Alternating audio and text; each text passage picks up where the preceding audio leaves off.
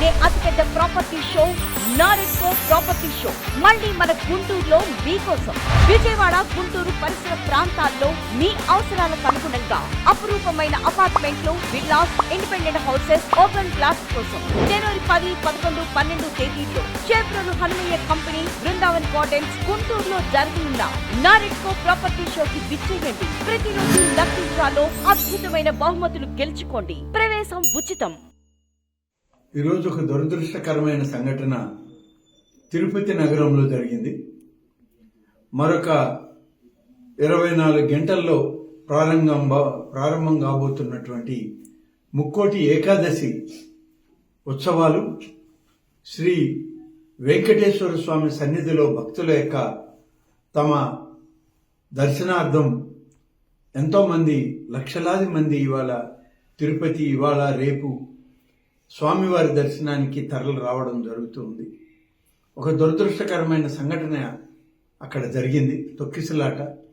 6 మంది భక్తులు, వివిధ ప్రాంతాల వాళ్ళు చనిపోవడం కూడా జరిగిందని చెప్పి కలెక్టర్ గారు, ఎస్పీ గారు చెప్పడం జరిగింది. అన్ని రకాలుగా ఏర్పాట్లు చేయమని, భక్తుల యొక్క మనోభావాలను కాపాడడానికి భక్తులు అందరూ కూడా స్వామివారి దర్శనార్థం వారికి అన్ని సకల సౌకర్యాలను ఏర్పాటు చేయమని ఇప్పటికే ప్రభుత్వం, రాష్ట్ర ముఖ్యమంత్రి శ్రీ చంద్రబాబు నాయుడు గారు ఆదేశాలు ఇవ్వడం జరిగింది. కానీ ఇది ఒక దురదృష్టకరమైన సంఘటన ఈరోజు తిరుపతిలో సాయంత్రం జరగడం, దీని మీద చనిపోయినటువంటి కుటుంబాలకు, ఆ వ్యక్తులకు ప్రగాఢమైన సానుభూతిని తెలియజేస్తూ వారిని పరామర్శించడమే కాదు, రేపటి నుంచి జరిగేటువంటి ముక్కోటి ఏకాదశి కార్యక్రమాలను కూడా పర్యవేక్షించడానికి గౌరవ ముఖ్యమంత్రి గారి ఆదేశాల మేరకు మరి నేను, రాష్ట్ర రెవెన్యూ శాఖ మంత్రి శ్రీ అనగాని సత్యప్రసాద్ గారు, అలాగే రాష్ట్ర హోంశాఖ మంత్రి శ్రీమతి అనిత గారు అందరం కలిసి తిరుమతికి బయలుదేరాం. దారిలో ఉన్నాం.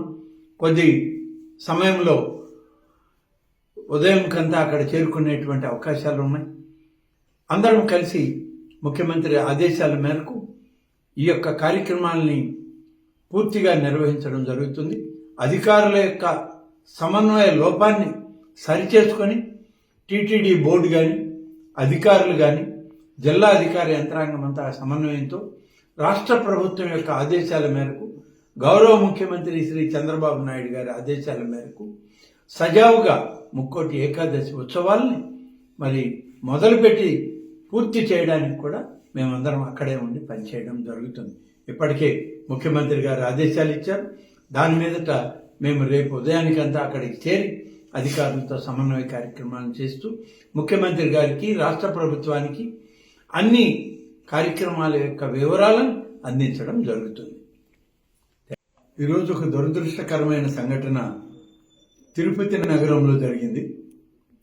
మరొక 24 గంటల్లో ప్రారంభం కాబోతున్నటువంటి ముక్కోటి ఏకాదశి ఉత్సవాలు శ్రీ వెంకటేశ్వర స్వామి సన్నిధిలో భక్తుల యొక్క తమ దర్శనార్థం ఎంతోమంది, లక్షలాది మంది ఇవాళ తిరుపతి, ఇవాళ రేపు స్వామివారి దర్శనానికి తరలి రావడం జరుగుతుంది.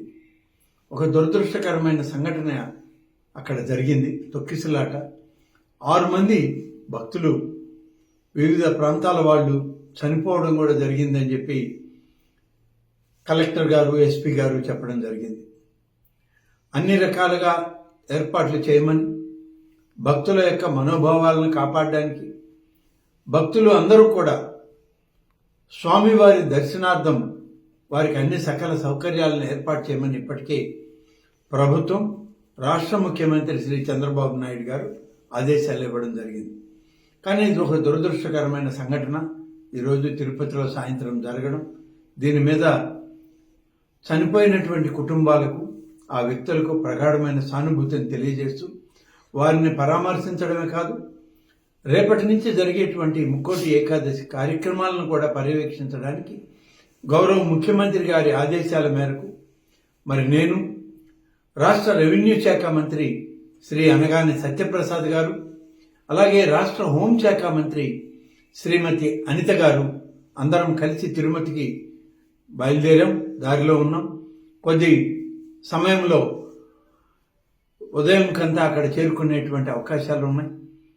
అందరం కలిసి ముఖ్యమంత్రి ఆదేశాల మేరకు ఈ యొక్క కార్యక్రమాలని పూర్తిగా నిర్వహించడం జరుగుతుంది.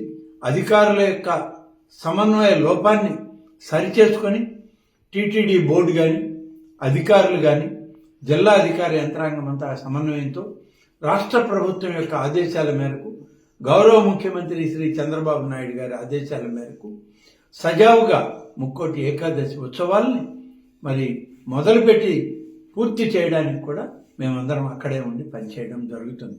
ఇప్పటికే ముఖ్యమంత్రి గారు ఆదేశాలు ఇచ్చారు. దాని మీదట మేము రేపు ఉదయానికంతా అక్కడికి చేరి అధికారులతో సమన్వయ కార్యక్రమాలను చేస్తూ ముఖ్యమంత్రి గారికి రాష్ట్ర ప్రభుత్వానికి అన్ని కార్యక్రమాల యొక్క వివరాలను అందించడం జరుగుతుంది. Thank you.